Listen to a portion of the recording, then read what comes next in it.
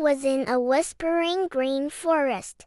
Nestled beside a sparkling river, lay a village filled with laughter and song. The sun always seemed to shine a little brighter there, especially on a brave little lion cub named Leo. Leo was known for his big heart and even bigger roar, though it was still more of a squeak. His best friend in the whole wide world was a tiny squirrel with a twitchy nose and a bushy tail, named Squeaky. Together, they spent their days exploring every nook and cranny of their peaceful home, from the tallest treetops to the mossiest riverbanks. Their friendship was a song, and the forest was their playground. One sunny afternoon, a strange orange glow appeared on the horizon. A wisp of smoke curled into the sky.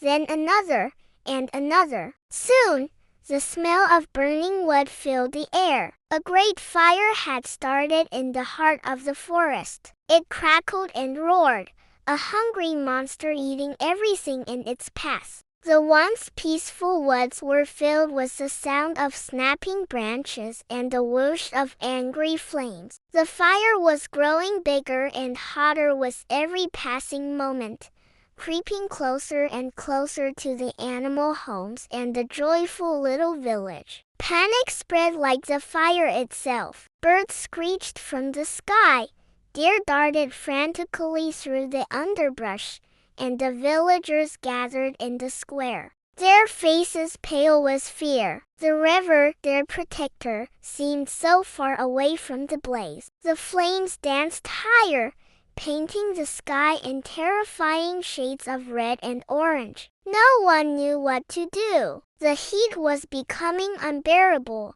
and the thick, black smoke made it hard to breathe. It felt like their world was coming to an end, swallowed by the relentless, advancing wall of fire. Leo looked around at the terrified faces of his friends and neighbors. He saw the little bunnies trembling in their burrows and the wise old owl hooting with worry. He saw Squeaky, his best friend, chattering nervously, his little body shaking. A fire burned inside Leo's own heart. But it wasn't a fire of destruction. It was a fire of courage. He couldn't just stand by and watch his home turn to ash. He took a deep breath, puffed out his little chest, and let out the biggest roar he could muster. It wasn't very loud, but it was full of determination. He knew he had to do something. He had to save them all. With Squeaky perched bravely on his shoulder, Leo set off. His plan was simple but daring.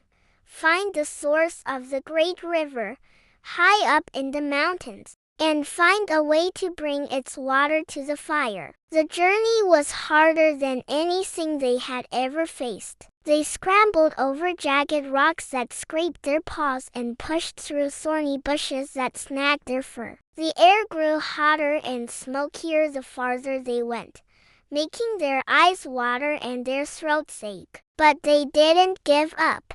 With every step, Leo thought of his friends, and Squeaky chattered words of encouragement, reminding him that they were in this together. As they pressed on, they came across a family of beavers huddled by a stream, their dam threatened by the approaching flames. Without a second thought, Leo and Squeaky helped them reinforce their home with mud and sticks. Grateful, the beaver family, with their strong teeth and expert building skills, decided to join the quest. A little further on, they found a wise old tortoise trapped by a fallen, smoldering log. Working together, the beavers gnawed through the log while Leo pushed with all his might. Once freed, the old tortoise, who knew every secret path in the forest, offered to guide them. Their small duo was growing into a determined team. Finally,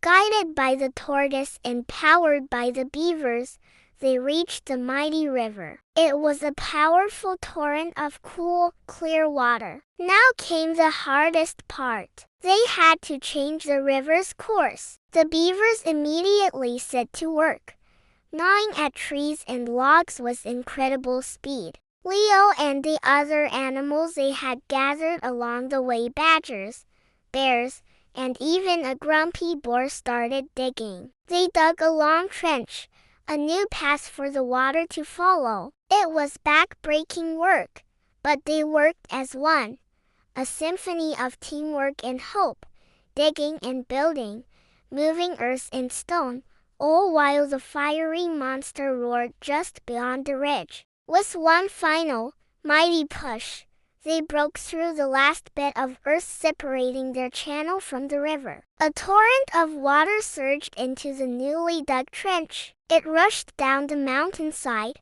a cool, blue serpent chasing away the hot, red dragon. The water hit the edge of the fire with a tremendous hiss. Steam billowed into the air, white clouds replacing the black smoke. The team of animals cheered as the water flowed into the heart of the blaze, quenching the flames and soaking the smoldering ground. They had done it. They had brought the river to the fire. The fire was out. The forest was quiet again, not with fear, but with the gentle dripping of water from the leaves. A rainbow appeared in the misty sky, a promise of renewal. When Leo, Squeaky, and their amazing team returned, they were greeted as heroes. The villagers and animals cheered and celebrated, their joyful sounds echoing through the saved forest. The once scary, smoky air was now filled with songs of gratitude. The brave little lion cub, his loyal squirrel friend, and the team they had built had faced the impossible and won. Their home was safe. And so, the story of Leo the hero and his friends was told for generations. It became a legend in the peaceful forest and the joyful village, a reminder to every child and every creature. It taught them that no matter how small you are, or how big the challenge seems, you can make a difference. It showed them that when you face your fears with a brave heart, lend a helping hand to those in need, and work together with your friends, you have the power to change the world. Thank you for watching, and don't forget to spread a little kindness today.